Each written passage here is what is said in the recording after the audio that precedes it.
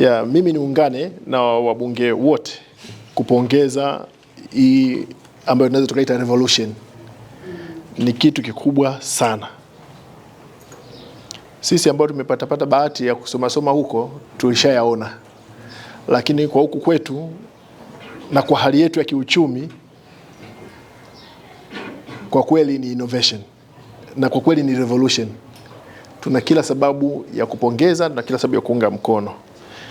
Lakini niwapongeze kwa kutambua kwamba mna resources ambazo zipo na mnaweza kuzitumia vizuri. Kuna Madam Joyce Baravuga. Huyu alikuwa raia wetu Morogoro. Alileta pale Morogoro mabadiliko makubwa. Kuna ile inaitwaje ile ya kufundisha kwa masafa. Elimu kwa tehama Tanzania. Teteta. Aliintroduce Morogoro. Na hata pale ofisi ya mkuu wa mkoa ukifika kuna kituo kabisa ambacho amekitengeneza kwa ajili ya kupeleka masomo kutoka pale kwenda kwenye shule za vijijini pale mkoani Morogoro. Sasa kuja hapa Tamisemi na nyinyi kumtumia kwenye huu mradi, kwa kweli tunaona kwamba mnaweza ku identify resources ambazo mnazo na mkazi utilize fully. Hongereni sana. Hongereni, nashukuru. Hongereni sana. Lakini lingine naomba kulisisitizia. Shirika la elimu Kibaha, wenzetu wana kitu kinaitwa Center of Excellence. Zile Center of Excellence ni mashirika ama taasisi ambazo serikali inawekeza fedha. Faida yake haiji in monetary form. Hizi ndo faida za taasisi kama hizo: kudevelop ideas, kudevelop innovation na kuanza kuisambaza katika maeneo mbalimbali. Wa Scandinavia na Nordic ambao walianzisha ile shirika la elimu, waliweka pale, kulikuwa na vocational, kulikuwa na chuo cha uuguzi, kulikuwa na hospitali, kulikuwa na shule ya msingi na mpaka sekondari pale Kibaha. Yote hayo walitengeneza ikawa package, na hawakuweka kwenye Wizara ya Elimu, ilikuwa chini ya ofisi ya Waziri Mkuu, kwa sababu ilikuwa ni sekta mbalimbali ambazo zinabidi zidevelop kwa pamoja. Nini ambacho tumekifanya? Kwanza tumechomoa hospitali, imekuwa hospitali ya mkoa, tofauti na malengo ambayo yalikusudiwa kwenye ile taasisi. Na leo tunasema kwamba ile shirika halizalishi faida, kwa hiyo tumeliua. Ni miongoni mwa mashirika ambayo yameuawa kwa sababu hayazalishi faida. Ni mzigo kwa serikali. Sasa kwa sababu tuko kamati mbili hapa, tutoke na sauti kwamba lile shirika sio mzigo, kwa sababu dhumuni lake sio kutengeneza faida ya pesa. Lile shirika lina faida kubwa kwa sababu kazi yake ni kudevelop innovation na kudevelop education. Wizara, kwa sababu hili ni shirika la elimu, kamati ya elimu mtusaidie, na sababu ilikuwa chini ya Tamisemi, na sisi pia tushirikiane kwa pamoja tuone namna bora ya kuliokoa ili shirika, ili lisigawanywe vipande likapoteza mwelekeo.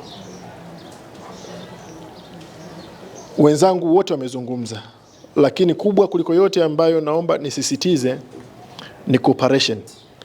Kwa sababu idea kama hizi inahitaji serikali kuzungumza kwa pamoja, taasisi nyingi za serikali. Ili tufanikiwe kwenye hili, ni lazima kila mmoja kwa nafasi yake.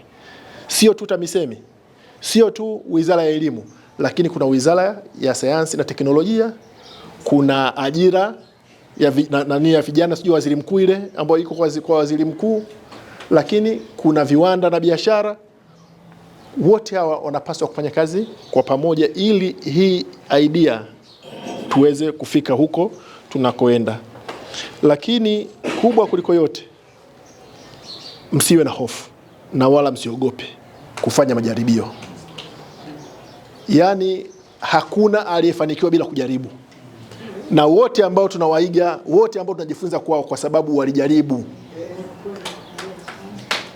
Na anayeshindwa siku zote ni yule ambaye hajawahi kujaribu.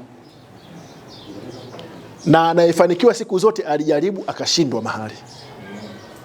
Kwa hiyo lazima tuwe na utamaduni wa kujaribu, hasa idea mpya.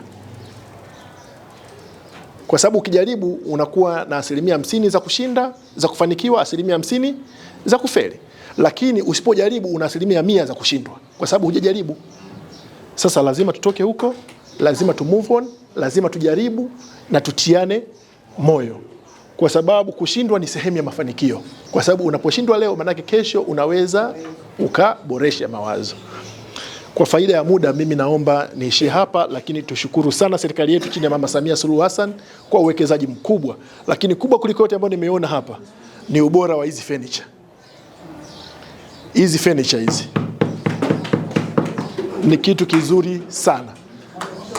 Hawa ambao umetengeneza, sijui ni Vodacom, sijui ni Veta, tuangalie namna ya kutumia hizi kama modo kwenye maeneo mengine. Kile kitu alichokaa Mheshimiwa Dorothy, ukiangalia na hiki kile fundi Maiko katengeneza ni tofauti kabisa na hiki, hata kwa mtazamo, hata kwa sura tu. Lakini unaona kabisa hiki kiti ni eco friendly kwa sababu kimesave misitu yetu, miti yetu, lakini pia imetumia hizo flat bars, very economic. Lakini hata hiki kiti ambacho tumekalia hapa, bahati mbaya kinasema kwamba kimedhaminiwa na Vodacom. Unamwona kabisa fundi huyu ambaye ametengeneza kwa mbao hizi. Angalia ubora wa kiti hiko na vile viti ambavyo tunatengeneza huko kwingine. Sasa wa Vodacom Foundation watusaidie pia kutrain vijana wetu, maseremala wetu, wakatoka na product kama hizi, kwa sababu mbao unaotumia ni hizi na vyombo ni hivi, lakini ubora unatofautiana. Kwa hiyo katika sehemu ya kupromote elimu yetu, basi hao wafadhili watusaidie katika kuongeza skills ili tuongeze quality ya product zetu. Mheshimiwa Mwenyekiti na wajumbe wetu wa kamati ya Tamisemi na elimu, tuliwaita hapa kufuatia maelekezo yenu. Kama mtakumbuka, kwenye vikao mbalimbali vya kamati hili limesemwa sana na mmetuelekeza sana. Nakumbuka wakati mwenyekiti unatuelekeza, Profesa Kabudi alisema sana kwa uchungu, na mkasema kufuatia changamoto ya upungufu wa walimu, kwani hatuwezi kutumia teknolojia? Mheshimiwa Mwenyekiti, niseme tu kwamba sisi kama tulivyokuwa tukiahidi siku zote mbele zenu, ni wajibu wetu kutekeleza maelekezo yenu, ushauri wenu, ili kuweza kulikomboa taifa letu. Kwa sababu tunaamini ushauri wa waheshimiwa wabunge tukiutekeleza unaleta mafanikio makubwa na hatimaye nchi yetu inapiga mapinduzi makubwa. Tumeanza yale mliotuelekeza Mheshimiwa Mwenyekiti.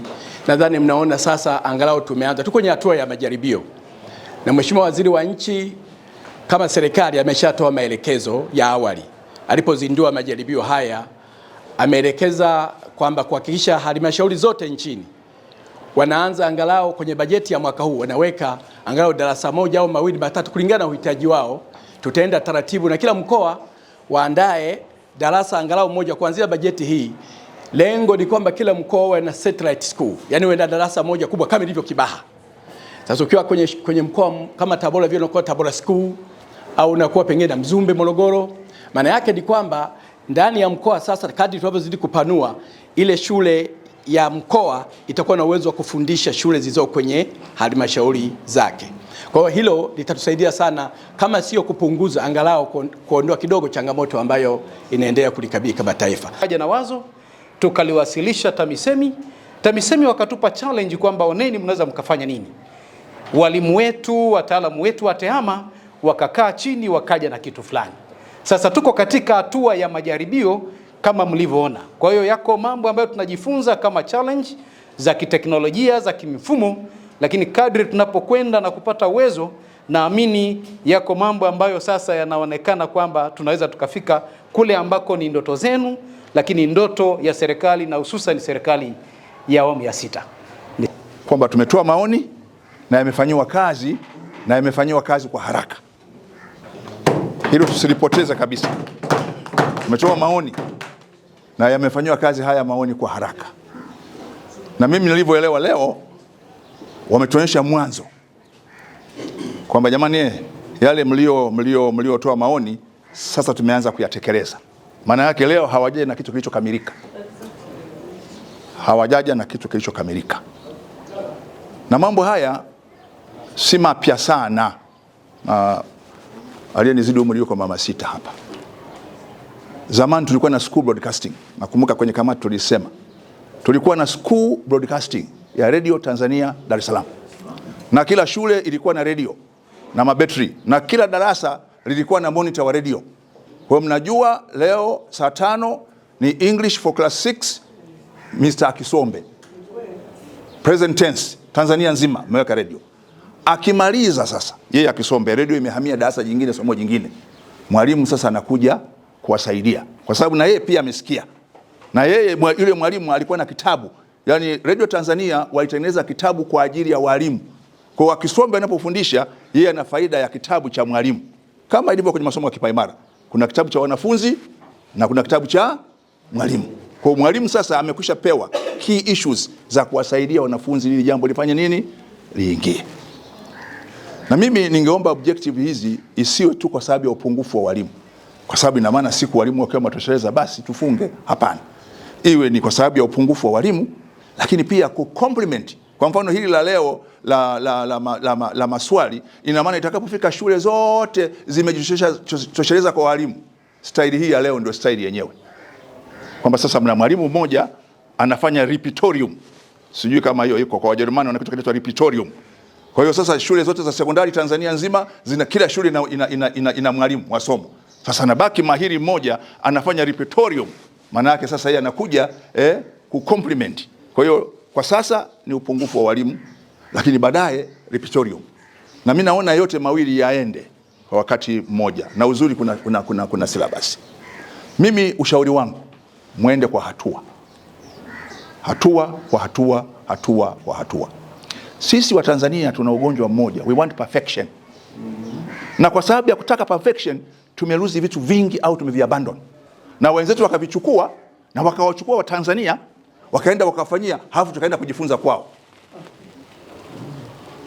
Kabisa. Nayo mifano mingi.